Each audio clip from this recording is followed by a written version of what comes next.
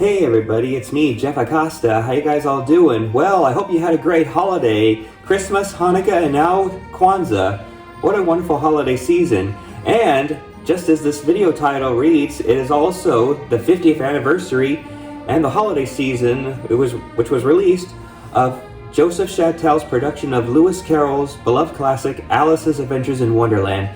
So this is my first time doing a movie review for my YouTube channel, and I thought, you know what, this would be a perfect chance, especially because this is in my opinion, this is the most faithful version of Alice's Adventures in Wonderland to date. You know, some minor changes, but you know what, a very beautiful movie, great music, great costuming, makeup, scenery, just many things.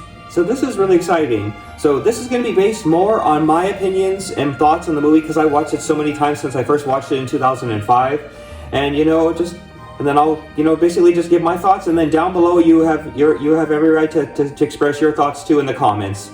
All right, but before we get started, here are some screenshots from the film, and also let me point out this is the full screen version, but I've seen both full screen and widescreen recently after buying the widescreen version on Amazon for my 36th birthday.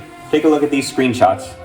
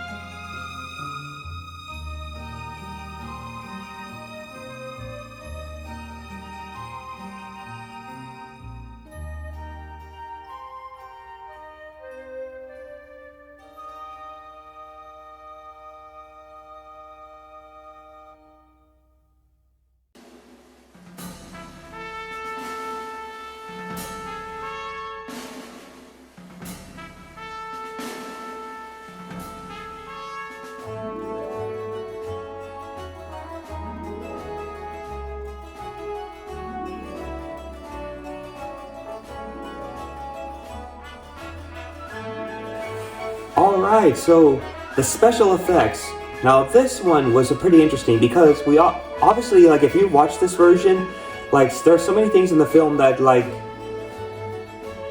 it's just incredible. You can easily tell what some of the effects are that they use, and there are some that were still challenging to try to figure out. Like for example, in that one of those screenshots you saw that when Alice was floating down the rabbit hole, it's very obvious that what they used back then was a green screen or whatever the process was called back then, possibly the sodium vapor effect, if they were using that same term, because Disney actually used that same thing when they started with Three Caballeros to Pete's Dragon and all them. But there was some effects that were challenging to try to figure out. For example, I still can't figure out how they managed to make it look like that Alice grew so small after she drank the drink me juice in the hallway. That scene, I'm still trying to figure out how did they do that one. Was it a green screen and then they stopped and then they superimposed the table and then the large set and everything. But hey, very recently on YouTube I did see that with Bill the Lizard, it was actually a rubber doll, and then they used it in a small version of the White Rabbit's house, and then they shot him up with kind of a little cannon-like tube. So I was like, okay, so that's how they did it with Bill, especially because of how realistic it looked when Bill shot out of the cannon, or out of the chimney itself.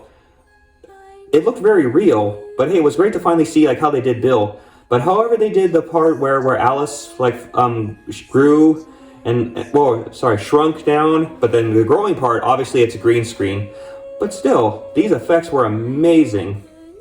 In fact, speaking of effects, the makeup, oh my gosh. Stuart Freeborn, I believe was the name of the man who did all the makeup and everything. The fact that he tried to stay faithful to the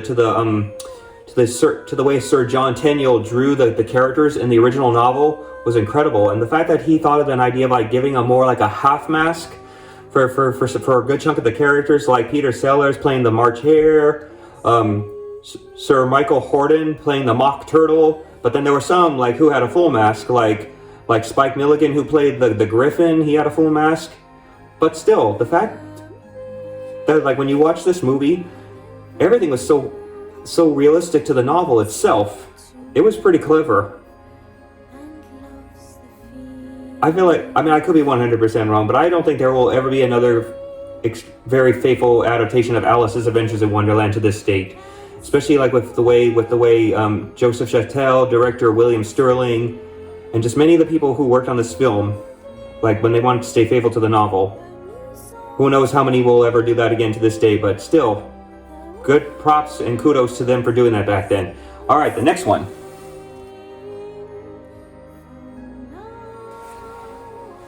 The costumes, oh my gosh.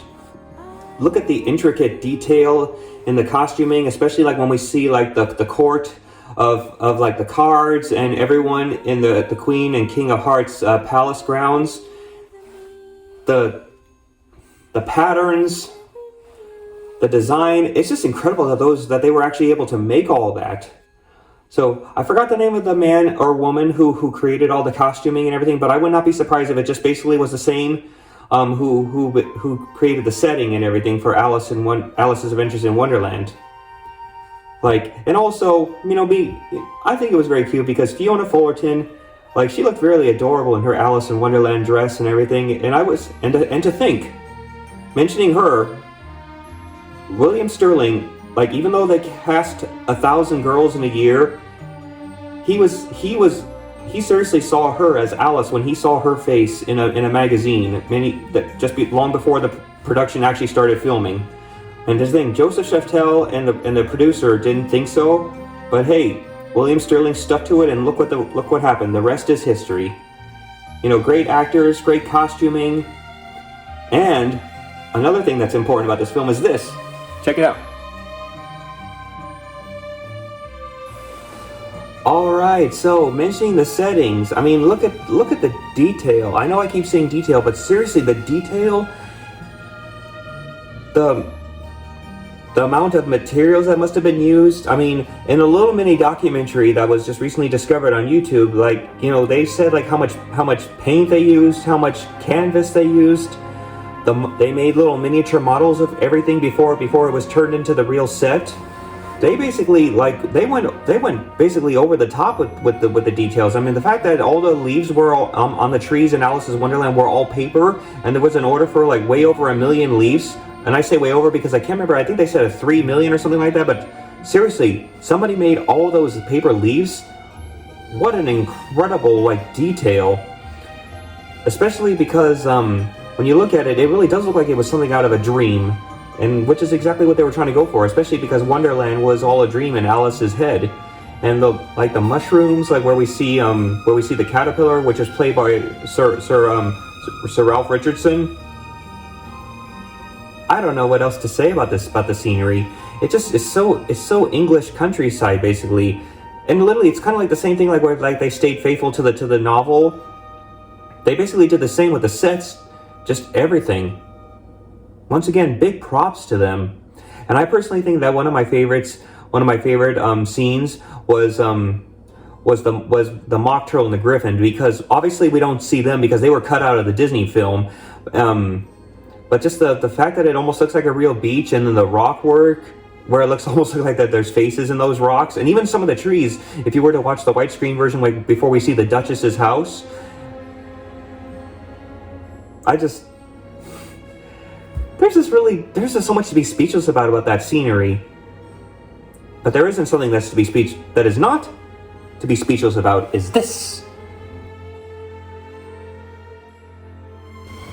The choreography. This was an important factor in the film itself because there's a lot of dancing and just incredible dance moves, like just like when all the guards and patriots of the Queen of Hearts come marching down the steps, like with them constantly doing this.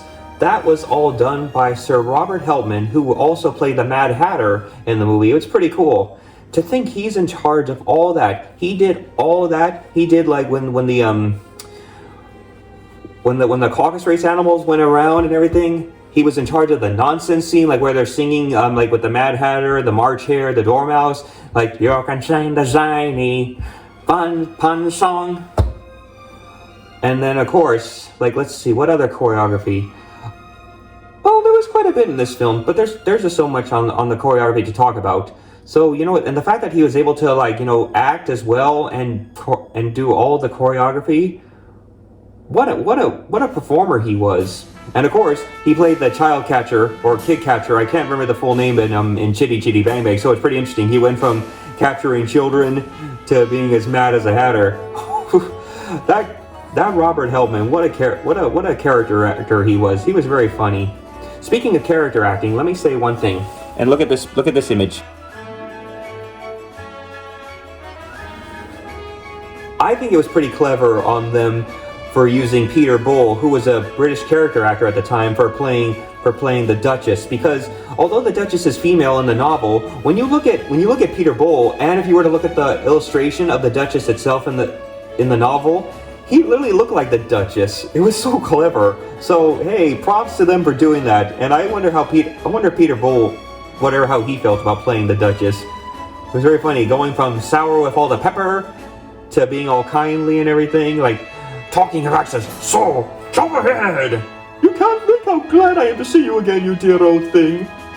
Oh, that Peter Bull. And to think he played the uncle in Dr. Dolittle. What an actor. The music. The most important part of the movie. What got me hooked onto it, I believe, and what made me feel so different, like when I first saw it, was amazing. John Barry and lyricist Don Black. It was just like the scenery and just so much else. I was just speechless because when I first hear the music, it's just incredible. And John Barry himself, he did music for some James Bond films. So I saw only a couple films of that era, the James Bond ones, and I definitely could hear some of the similarities in those films in Alice's Adventures in Wonderland as well. But I gotta tell you, like when I first heard that opening musical piece, like when we see like Josef Shaftel presents Alice's Adventures in Wonderland, I feel like I am taken to another like world, a magical place, which I think is what they were trying to go for, especially because Alice is taken to another magical place. Like the lyrics, the me I never knew. That is such a beautiful song. And the reason I felt so different when I first heard all that music is, I don't know, it just transformed like how I felt about so many things. I think it's just because like when I said I first saw it in 2005, it was literally 2 months after I graduated high school and when I was first on my own, like before I started my general education at my first junior college. So maybe that's why it just made me feel so different, because I was in a new world myself, where I was living on my own finally. So John Barry, Don Black, thank you for such beautiful music and wonderful lyrics. Thank you both. Thank you very much. All right, and here's some personal thoughts. Okay, so as we all know that we see, for those of you who've seen this version of Alice's Adventures in Wonderland, Tweedledum and Tweedledee were brought into the film itself, although they're rightfully from the sequel itself, Alice Through the Looking Glass. So why they brought Tweedledum and Tweedledee in, I can understand why, because we're all so familiar with those two, especially because nowadays, if you bring up Alice in Wonderland, people immediately think of Tweedledee and Tweedledum. And I think a lot of it is because of the Disney version itself, because they spliced together so much of those two books together and changed up some parts that were not necessary. But I think a lot of people just immediately assume that Tweedledum and Tweedledee are part of the novel, or part of the first novel itself, which I too thought. But and I can understand why they wanted to, because those two characters are very well known, and also the Cox brothers, Cox, who played the brothers themselves, they were real life twin brothers. So maybe they just wanted to give those two actors an opportunity to be in the movie. And I'm not criticizing it big time or anything. Although they're not part of the original story itself, I think it was very smart that they did that, because it's kind of pretty cool to see like what Tweedledum and Tweedledee look like, from the novels themselves, if they were turned into like a movie. We do see Tweedledee and Tweedledum in some later live action adaptations, including even the Tim Burton version, but the way that Josef Shaftel and William Sterling brought them was very faithful to the novel itself. Just like I keep saying, the Cox brothers didn't really look like Tweedledum and Tweedledee, but like in the illustration. But still, you know what? They were very clever with their take on the two crazy twin brothers. But then also, here's one other personal opinion.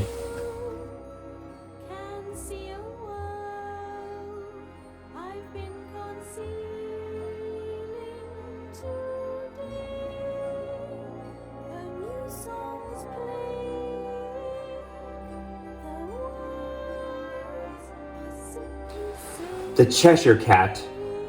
Although we do hear him talking at the croquet scene, and we see him in the beginning, like where we see that he's the Duchess's cat. In fact, for those who haven't read the novel, that's where we really learn where the Cheshire Cat came from. He wasn't just out on the woods like we see originally on the Disney film. So, like for Roy Kinnear, I believe, hopefully I'm pronouncing his name right, and we remember him as Mr. Salt and Willy Wonka in the Chocolate Factory. His role was cut down short because, and I'm sure a lot of it had to do with the Tweedledum and Tweedledee scene added in. It added a little too much to the movie, although I think it wouldn't have. And maybe it's also just because they added some things in, like the nonsense scene, and some musical parts, like with Alice and the White Rabbit singing, like, you know, the last word is mine. It is unfortunate, though, that the Cheshire Cat's scene was cut out, where he basically guides Alice to the March Hare's house. But there is one publicity still of Alice looking up at the tree, and we see the Cheshire Cat, which I'm assuming is Roy Kinnear. But a pity that we don't get to see that scene. But at least he still had some part, and he still got to speak in some perspective. So I wonder if that footage will ever surface one day. And even yet, although this version I got right here was widescreen, you know, and it was very exciting to see it full in widescreen more than just that cropped full screen version. And the resolution in it was pretty good. Not 100% like high definition or anything like that, but it wasn't the full like high def widescreen itself, because there were some parts that you could see, okay, they cut that part out. It is unfortunate that although this film was a moderate success, it's fallen into the public domain over the years, and it's been released in many like not so perfect ways, like cropped down, like messed up footage, like you could see like the crumbling of film in some versions. I hope one day, now that it's been the 50th anniversary of Alice's Adventures in Wonderland, and also me doing this film review, maybe there's a possibility one day it will finally get the respect that it deserves one more time and officially released on DVD, and even with including that behind the scenes that we found on YouTube now. But overall, you know what? It's a great movie. I think everybody should watch it, and I think like for those who love the novel itself, which actually this is what helped me read the novel, and then later on I brought my own version of Alice in Wonderland to my children's book series. So it was pretty cool. I hope so. Pretty cool, awesome and all, but you know, a really wonderful movie. So thank you to Josef Shaftel, William Sterling, John Barry, Don Black, Stuart Freeborn, and everyone who worked on this movie. Thank you for bringing this wonderful film version to life. Some changes, but you know what? So much better. And sorry, so much better than the Disney film. But I respect anybody who loves the Disney film. Don't get me wrong. I grew up with Disney too, and that's the one version I watched the most. But now, in all versions, I prefer the 1972 film version of Alice's Adventures in Wonderland. But also, what I also would like to prefer showing as well is just the last little bit of Christmas and New Year's, since we're getting close to the end of 2022. Take a look.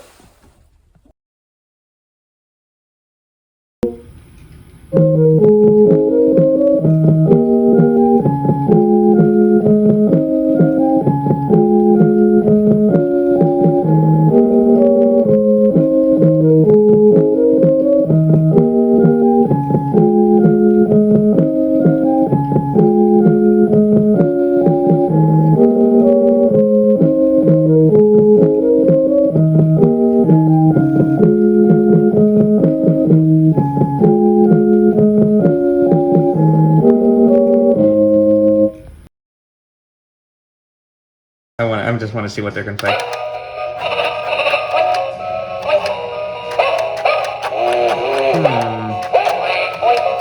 Interesting. sing. I don't. Oh, come all you faithful. Oh, come all you faithful.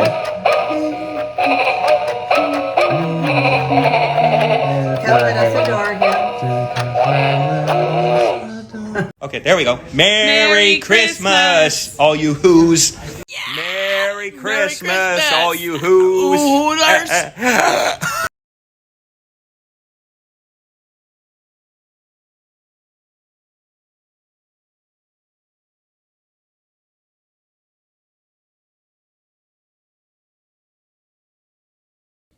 Ho, ho, ho! Merry Christmas! Ho, ho, ho, ho, ho!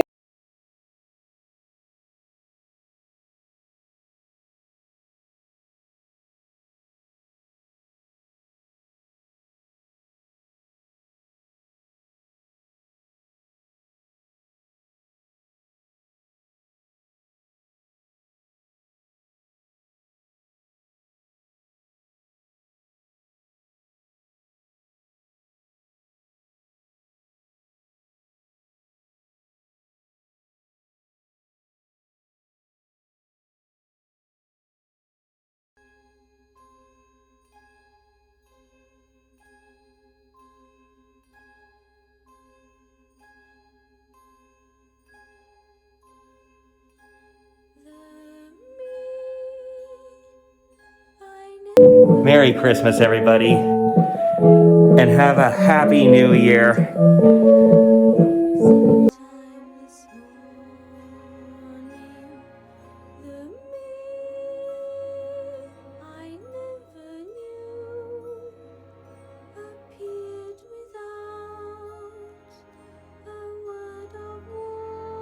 Happy Kwanzaa, everybody.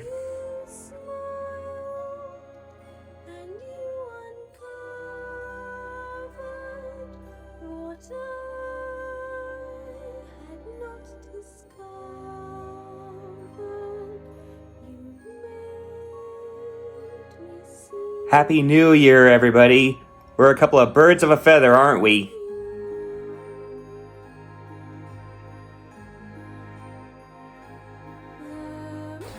Well, everybody, I hope you liked this little mini movie review of Josef Shaftel's production of Alice's Adventures in Wonderland.